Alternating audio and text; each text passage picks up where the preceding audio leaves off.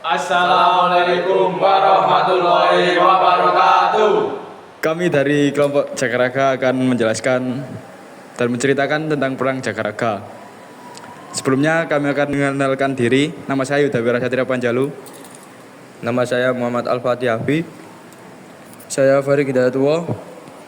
Saya Dinas Satria Anggara. Kami akan menceritakan tentang Perang Jagaraga atau Perang Bali II yang terjadi pada tahun 1848. Perang tersebut berlangsung antara pasukan Belanda melawan pasukan Bali. Belanda memanfaatkan isu hak tawon karang, di mana raja-raja Bali dapat merampas kapal yang karam di perairannya, yang tak dapat disetujui oleh hukum internasional. Pasukan Belanda beranggotakan 2.400 prajurit, sepertiga dari atas orang Eropa. Sisanya adalah orang Jawa dan Madura, ditambah dengan satu kompi yang beranggotakan orang kulit hitam. Kemungkinan berasal dari koloni Belanda di Ghana, saat itu Pantai Emas. Angkatan tersebut mendarat di Sangsit Buleleng pada 7 Mei 1848. Orang Bali berjumlah 16.000 jiwa, termasuk 1.500 orang yang bersenjatakan senjata api di bawah pimpinan I Gusti Ketut Jelatik. Setelah Belanda mendarat, Bali menarik diri ke posisi mereka di Jagaraga, hanya 4 km jauhnya. Belanda menyerang musuh di Jagaragal intervensi Belanda di Bali 1848. Meskipun udara panas menyengat, orang Bali Perang Jagaraga menyerang balik dan menghalau pasukan Belanda, yang di pihaknya jatuh korban 200 orang tewas, sehingga harus naik kapal kembali. Setelah kekalahan ini, Belanda kembali lagi dalam ekspedisi berikutnya pada tahun 1849 di Kusamba, Bali Selatan. Tempat terjadinya Perang Jagaraga. Buleleng, pura dalam segera madu terletak di Desa Jagaraga, Kecamatan Sawan, Kabupaten Buleleng, Bali. Menjadi saksi bisu Perang Puputan Jagaraga pada tahun 1848 sampai 1849. Konon pura ini dijadikan benteng oleh rakyat Buleleng yang dipimpin Pati Gusti Ketut Jelantik untuk melawan pasukan Belanda. Penjaga pura dalam segera Madu Agus Kusuma Wijaya menceritakan pura ini telah terdiri sebelum Perang Puputan Jagaraga meletus. Pura ini dijadikan sebagai benteng pertahanan terakhir untuk menghadang pasukan Belanda. Latar belakang perang ini terjadi akibat pemerintah kolonial Belanda mempunyai keinginan untuk menghapus hak tawon karang. Tawon karang sendiri adalah tradisi Bali, di mana kapal yang karam serta terdampar di pesisir Bali menjadi hak raja yang berkuasa di tempat tersebut.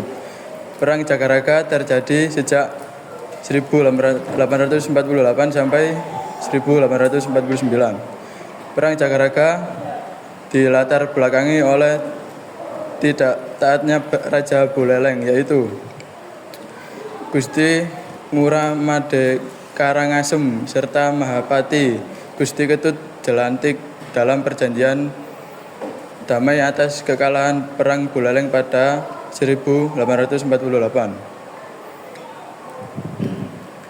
Perjanjian tersebut ditandatangani Raja Karangasem dan Raja Buleleng dan berperan dalam Perang Buleleng. Adapun isi perjanjian tersebut yaitu kedua kerajaan wajib mengakui berada di bawah kekuasaan gubernemen serta mengakui Raja Belanda sebagai tuan. Dilarang membuat perjanjian bersama bangsa kulit putih lainnya, menghapus peraturan tawon karang, membayar biaya perang sebesar 300 gulden. Raja Buleleng harus membayar 2,5/3. Sedangkan Raja Karangasem 1/3 dan dilunasi dalam 10 tahun.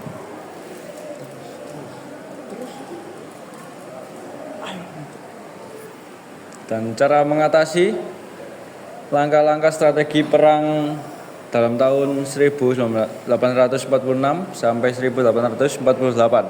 Yang pertama ialah menyusun benteng-benteng pertahanan di sekitar Jagaraga.